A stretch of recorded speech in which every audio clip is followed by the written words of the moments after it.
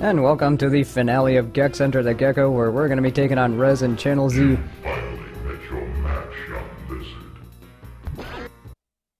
So what we gotta do is, it's just one short part, but I mean, it can be kind of a pain if you're not prepared for it. I also do like this, dreaded elevator ride. I'd say the whole atmosphere behind this place is great. Which is one thing I've said a lot about this whole game in general. I mean, that is one thing they definitely nailed, was the atmosphere. So just one short little elevator ride later. Let's just get this. And then now we are ready to face Rez as soon as the camera cooperates. For this first part, all you're doing is just avoiding his charge. And then, when he pulls up, just whack him. And then at this phase, it switches to Rez's point of view, where it's really just stay out of the crosshairs, because he'll try and aim for where you're going. And then sometimes he's pretty good at catching you with it, or with those shots. And what I was trying to do there is I was trying to get him to fly into the field, or fly into that electrical field. And either way, you can just go back and forth on this part, but I prefer to pogo jump. And see, just one more here. Okay, got it. Yeah, that's an easy way to get a cheap hit on him. But now the fun really begins. Because, of course, every final boss has to have a second form. And this is where it gets pretty intense. I like the music here. So how this is going to start is he's going to swipe at us and then use laser eyes. Because it just wouldn't be a game without it. And what we gotta do is we gotta get him to crush these things. And then he's gonna do 2 swipes when he gets hit once, and then 3 swipes when he gets hit twice. And let's see, the more you hit him, the shorter your window is for getting those laser crush, or to get him to crush these cans. Alright, that's 2. Yeah, so now we're only gonna have 1 shot to get him to crush the right one. And it is pretty easy to die just from getting hit too much, just because of how this part's set up. I mean, the first form's really no big deal, it's just oh damn, I can't do anything there.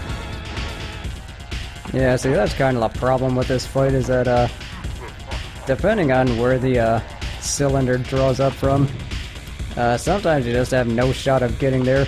In that case, you just have to cut your losses. Because it's much better to just play patiently and then try and win that way. Alright, that should be done. Alright, we're done. And with that said, there are going to be a few cutscenes here, so I will see you for the credits. And yeah, that is the end of Gex Enter the Gecko.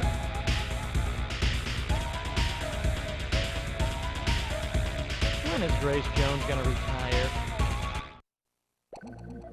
Gex, it is me, your father. Yeah, right. How can you be my father? It's true. I didn't always look like this. I fell into a scrap heap while trying to get free cable. And your point is?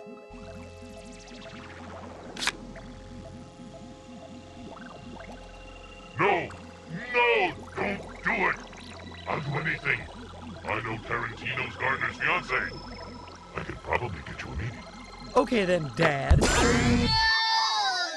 How's about we forget all this and go play catch in the yard?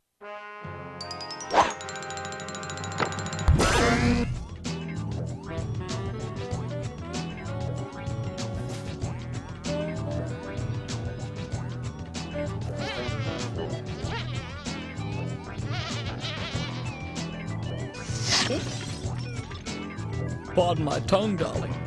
Come over here, you big stud.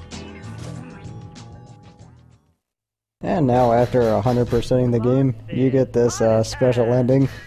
And what it does, it just shows a bunch of concept art. And then there's some other things going on too.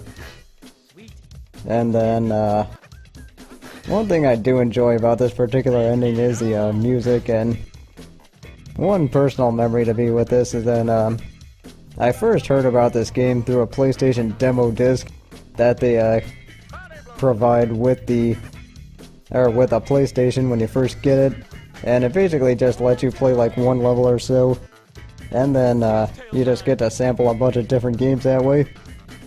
And instead of actually having one level of Gex, they just had one thing of, or like one little montage with this music playing, which I thought was actually pretty fun, so that's one of the reasons why I rented it, and then one reason why I ended up playing it as much as I did. But overall, this is going to be kind of broken up into two different segments where I'm just going to be talking over this part, and then there's going to be like one other scene of Gex doing a top 10. And then, let's see, we'll just get to the credits after that. But the concept art is pretty interesting, and they do this in all three of the games, and actually I think the first game probably has the most interesting concept art. But then again, the first game is so much different than the other two, but I mean, we'll get into that a little bit more.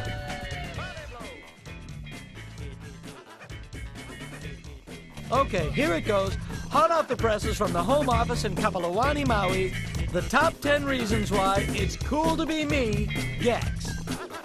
Number 10. Can look down blouses when hanging from ceiling. Number 9. Inheritance from Uncle Izod means no longer having to kiss video game executives' butt. Number 8. Ladies love a gecko's smooth skin and smooth moves. Number 7. Able to kick Kermit the Frog's butt. Number 6. Perfect star for Hollywood. Already has forked tongue. Number 5. Dad is a megalomaniac TV killer who happens to dress like the Tin Man. Oh, I'm sorry. My mistake. That goes with the Son of Ross Perot top 10 list. Number 4, being a video game star allows you to eat all you want and never gain weight. Number 3, gecko tastes like chicken. Number 2, important gecko appendages do grow back. And the number 1 reason why it's cool to be me, Gex, can be a complete punk and still sucker video game execs to keep doling out the green. It's good to be a gecko. But getting back to some of the differences between Gex 1 and then these two games was that in Gex 1 they had like this whole backstory that was in the instruction book about like how Gex became a TV addict in the first place, and that his father for some reason was working on working on some NASA project and then ended up dying with that, which is actually completely contradictory from what Rez said in the ending with him falling into a scrap heap while trying to get free cable. But I mean, that's just one of those jokes that they make in this game. And as for my thoughts on this game, what I really enjoy is just the fun factor of this game, and even though like a lot of the pop culture things are really outdated now, I mean it's still a pretty enjoyable game to play, and it's also really enjoyable just for the fun levels and also just the I mean, it's kind of hard to describe, but overall this game's just a lot of fun. I mean, that's really all there is to say about it. But up next, what I'm going to be doing is that the Let's Play Corner's doing a licensed summer, which is actually pretty funny because I do nothing but, mostly licensed games on this channel, but what I'm going to be doing is I'm going to be taking on Batman for the NES, and that should be a really fun one, seeing as how that was actually one I thought about doing for a while, and I figured just might as well go for it.